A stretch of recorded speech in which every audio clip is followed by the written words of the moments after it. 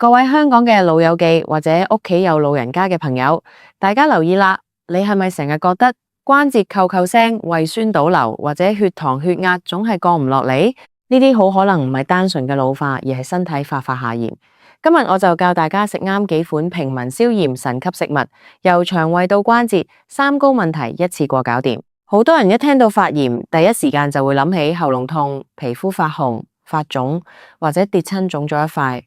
但係我哋今日要講嘅慢性發炎，先係最可怕嘅隱形殺手。慢性發炎好似喺你身體入面有一把熄唔熄嘅暗火，佢唔會即刻要你命，但係會日夜不停咁破壞你嘅血管、器官、細胞同關節。好多老友記覺得自己年紀大咗，呢度痛嗰度痛，又或者開始有三高、記憶力差，就以為係人老咗必然嘅過程。其實呢啲好可能都係身體長期處於慢性發炎狀態所發出嘅求救信號。想搞清楚點樣消炎，我哋先要明白點解身體會發炎。其中一個好重要嘅源頭就係我哋嘅腸道。香港人成日講病從口入，呢句真係一啲都冇講錯。大家知唔知咩係腸漏症？我哋嘅腸道壁原本好似一層密密實實嘅濾網，只會讓消化好嘅營養素通過進入血液提供能量。但係如果我哋長期食錯嘢、壓力大或者生活作息唔好，腸道壁嘅細胞連結就會鬆開，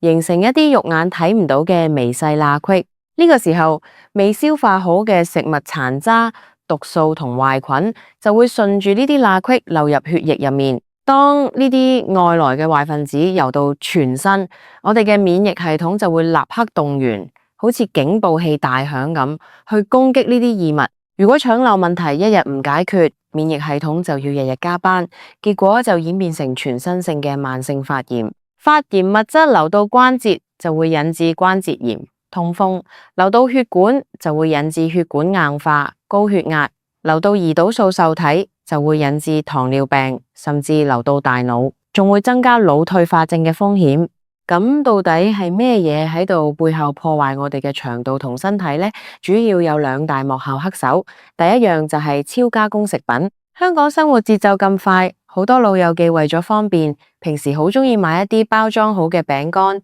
即食麵、罐頭、午餐肉或者外面賣嘅精製糕點。呢啲食物喺製造過程入面加入了大量嘅精製糖、劣質植物油、防腐劑、人工香精同色素。呢啲化學添加物入到腸道，簡直就係壞菌嘅肥田料，會大量殺死我哋腸道入面嘅益生菌，破壞腸道微生態平衡，直接誘發腸漏同慢性發炎。第二個隱形嘅炎性源頭就係麩質。麩質係一種存在於小麥、大麥、裸麥入面嘅蛋白質。我哋平時食嘅麵包、蛋撻、菠蘿包、蛋麵、水餃皮，全部都含有麩質。對於一啲腸道比較敏感嘅長者嚟講，麩質入到腸道會刺激一種叫小腸黏膜蛋白嘅物質釋放。呢種物質會直接撕開腸道細胞之間嘅連結，令腸漏問題雪上加霜。如果你發覺自己每次食完麵包或者麵食之後，好容易肚子脹脹氣、消化不良，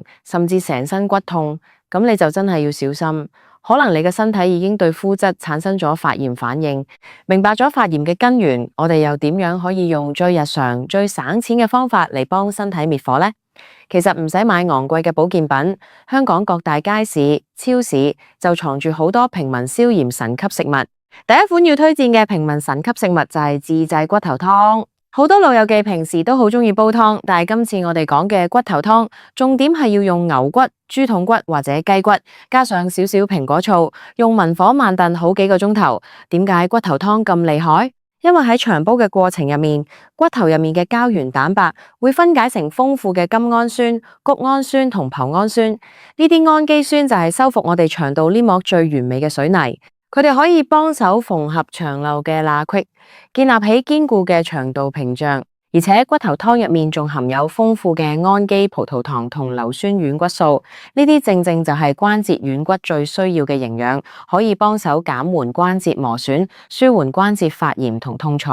第二款平民消炎食物就係天然發酵食物同益生菌。要擺脫慢性發炎，腸道入面嘅好菌一定要夠多。老友記可以喺日常飲食入面加入一啲無糖優格、無糖酸奶、無添加嘅無糖納豆，或者自製嘅無糖酸菜同泡菜。呢啲發酵食物含有大量活嘅益生菌，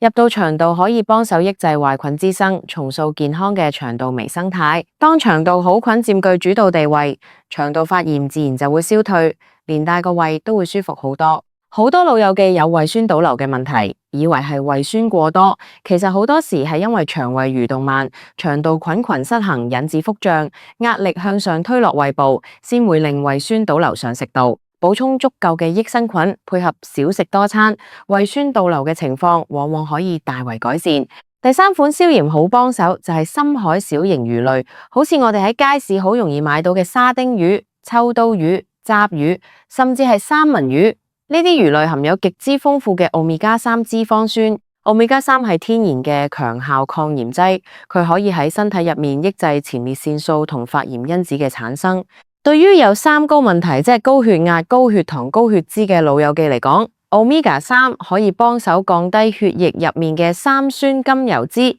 增加血管彈性，預防血管發炎同硬化。而且 Omega 3對我哋嘅大腦健康非常重要，可以保護神經細胞，降低腦退化症嘅風險。記住喎，買魚嘅時候選小型深海魚，重金屬累積嘅風險會比大魚低好多，既安全又健康。第四款唔可以忽略嘅消炎蔬菜就係十字花科蔬菜，例如西蘭花、菜心、白菜、椰菜花同芥蘭。呢類蔬菜含有豐富嘅硫蘿蔔素同抗氧化物。硫蘿蔔素可以激活身體入面嘅抗氧化路徑，幫助肝臟進行解毒，清除體內嘅自由基同發炎物質。自由基就好似身體入面嘅鏽跡，自由基越多，發炎越嚴重。多食十字花科蔬菜就等於幫身體各個器官塗上防鏽油，唔單止可以消炎，仲可以大大增強免疫力。第五款極力推薦嘅天然消炎香料就係黃薑同生薑。